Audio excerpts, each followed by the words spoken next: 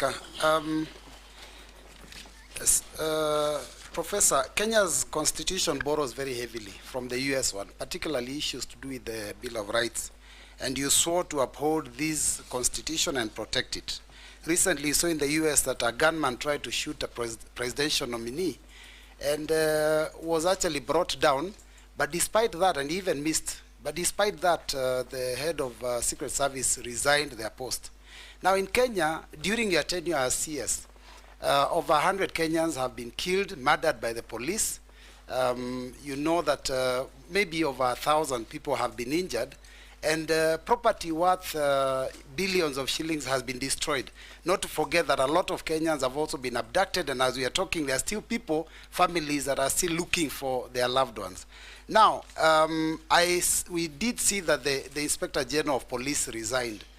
Do you think that as a CS, you should not also have taken responsibility, political responsibility for that failure that the resignation confirms, and also either resigned or declined the appointment? It's also important to note that during these demos that were held, a lot of people were shot. And there is clamor and request and, for justice. In fact, I've attended, one of them was a constituent, Erickson Mutisia, and we've gone to those funerals, and the families are asking for justice.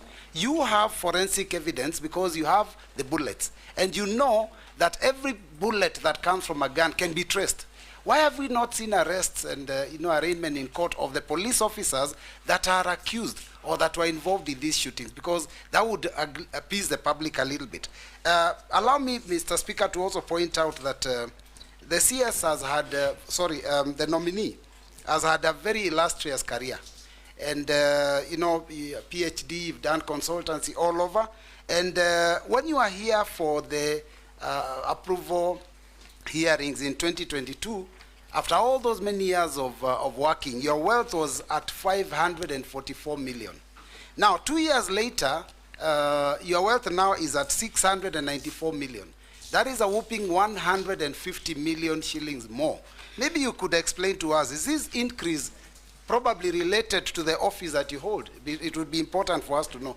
And finally, Mr. Speaker. Too many questions, Robert. Mr. Speaker, just one last one, because we are doing very well with time, Mr. Speaker. Just one last one, which is because I'm just picking out some of the things that some of the members have said on the matters of insecurity and criminal gangs, Mr. Speaker, that have been out there mugging our people. There's burglaries, in the North Rift, there are all these issues of cattle rustling and all that, which you have admitted there are issues. Now, my question is, when you know that we have such insecurity in the country, what was the logic behind making a decision to send 1,000 police officers to go and secure Haiti when Kenya has a problem? Thank you, Mr. Speaker. Professor. Mr. Speaker, those are 3 questions. The first one, the Honorable Boy asked about whether I should have resigned. The example the member gave about US, where the candidate for presidency was nearly killed,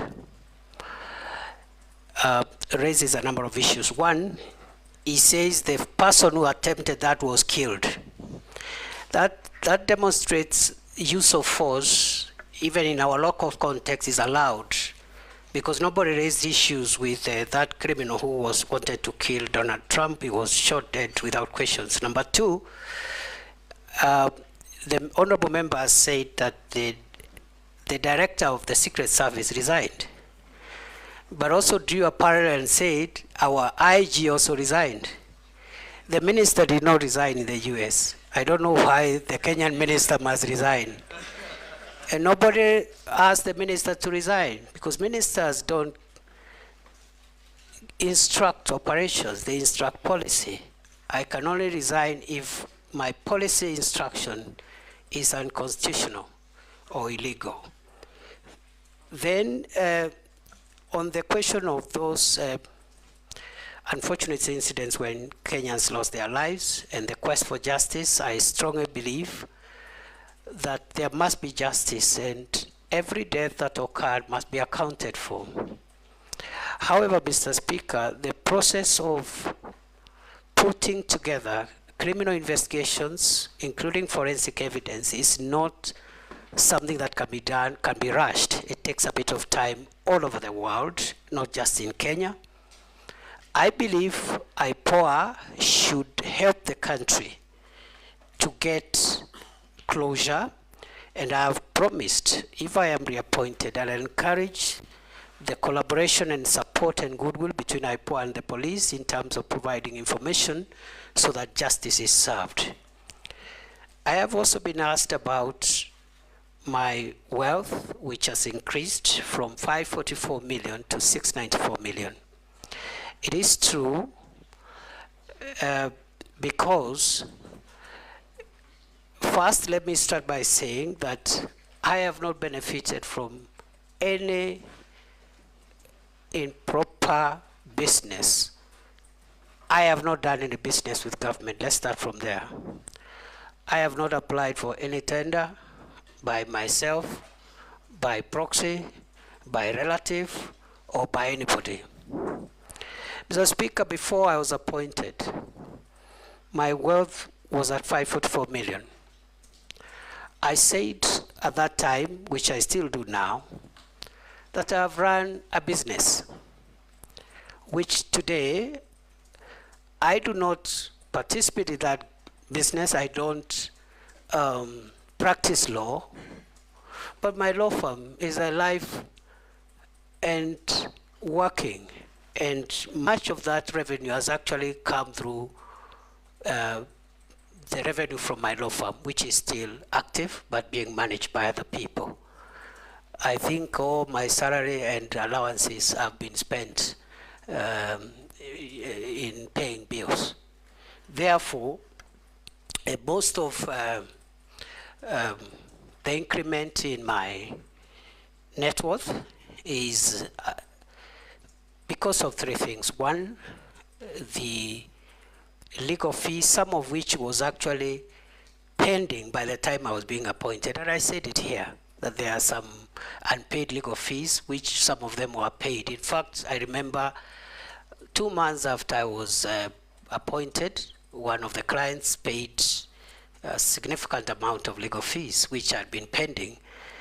Other than that, I do small businesses and so forth and so on. None of my money has come from the public except the salary and the allowances that I'm entitled to. Lastly, on Haiti, it is true that the government of Kenya, through the National Security Council, decided to deploy our officers in Haiti pursuant to a request by the UN Security Council and the UN General Assembly. These are international obligations. It has not affected our operations, and it is not true to say that since there are problems in Kenya, we cannot also do our international obligations, because all countries in the world do have security issues. They have security matters. Even the country you consider safest has its own security matters. And therefore, it is a great honor for our officers to serve in Haiti. So far, they are doing a good job. I believe they will profile Kenya properly. They will bring honor to our country. And that deployment has not affected our operational capabilities. I submit. Thank you, Speaker. Thank you. Don't be like your neighbor. Ask one question. I'll ask only one question, Mr. Speaker. Professor Kithure Kindiki, in your first stint as CS Interior, you were associated with strong statements, such as "we will crush you," you'll be met with the full force of the law, "we will deal with you firmly and deadly," and many other words like that. Statements which seem to fuel police extrajudicial action. And Kenyans have taken notice of such statements that probably they fuel police extrajudicial action. and the use of excessive force, because if you tell people will crush you, the police will crush you. That's what it will entail. As you see now, there's a new awakening in this country about what public officers are saying. How different will you be if we approve you? Secondly, you are also the civilian face among the police and the security organs that we have.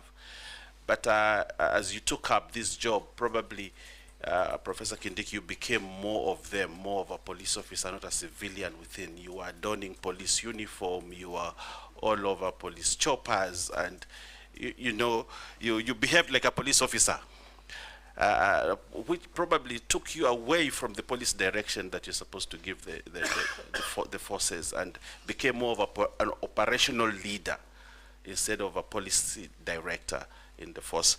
How will you be different on this? And probably lastly, you are more in the sky than on earth. When you want to give policy direction, you want to give guiding, you need to be in office, have meetings, boardrooms, and give policy direction.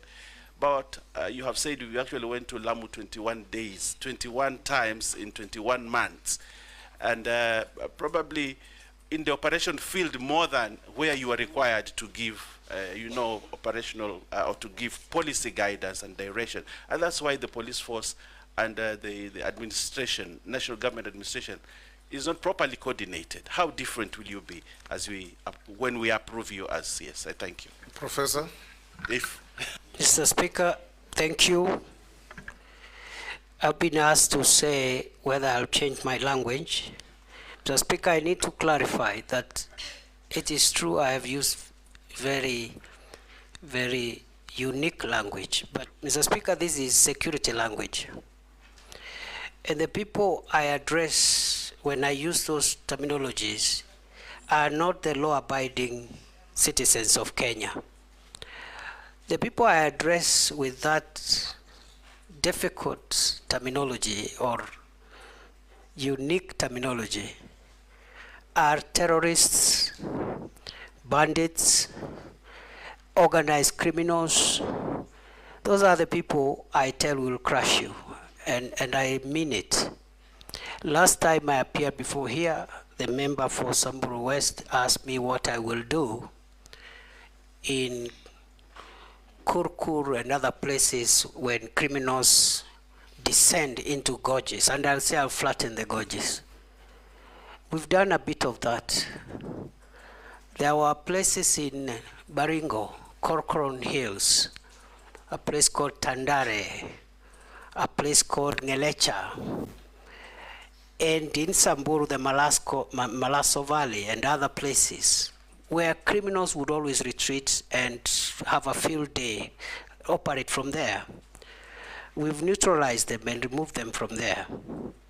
So, again, the use of force is permitted by law, depending on who that force is used against and in what circumstances. And the escalation methods are used. You start by asking them to surrender. If they don't, you use other methods until, if they challenge you or they want to kill police officers, the police officers will kill them before they kill the officer. That is the law. Mr. Speaker, on the second issue, I have been there at headquarters driving policy in boardrooms, Arambe House. I've had so many meetings in our campuses in Kiganjo, in Embakasi, Roiro, Police Leadership Academy. But I've also been in the field more. Why? To disseminate policy to our forward operating bases, to our camps, to our officers in the field, in the counties. And even in the counties, before I even start my meetings, I would sit with the county security committee in a boardroom, disseminate the policy, because they are the ones who will be left to implement. And I have also been in the most dangerous spots in our territory with our officers in the front line. Why? To give them moral support, that we have not posted them there to die. We have posted them there to to protect the country. And there is no greater morale booster than for the security minister to go and visit the officers, have lunch with them, encourage them, and tell them what the government policy is and what the government thinks about them. So it has been very rewarding. I will be back in the normal manner, but I will of course balance between my headquarters work and also the field work. Lastly, I've been asked to land. I have always landed. For every flight, I have landed. And finally, on the issue of uniform, what I wear is tactical attire, because there are some things which protective clothing that you need tactical wear to be able to have protective clothing and protective facilities, because you're in a dangerous situation. I don't wear that on the streets of Nairobi. And also, I have been in not just police helicopters, but military helicopters, because the law provides that the security minister be facilitated when he is in dangerous situations. The Minister for Interior, the Minister for Defense must be facilitated, because the nature of our work is we are exposed to risk and danger by virtue of office. Otherwise, I do not fancy it's only that it's all in a day's job. Morugara. Thank you very much, Mr. Speaker. On a CS nominee, let me take you away from the police officers, the bandits, and all these other insecurity matters you're dealing with, back to national government administration. I recollect very well that when you were here, we actually questioned you on it lastly during the vetting, and emphasized that the nerve center of the national government administration is in the villages. That we do have very serious workers in the villages who possibly are not recognized by the national government, but who play a key role in the service and security provision and everything else, so that we can avert incidents like the Shakahola and the quarry incidents we've talked about. Here I'm talking about the village elders and the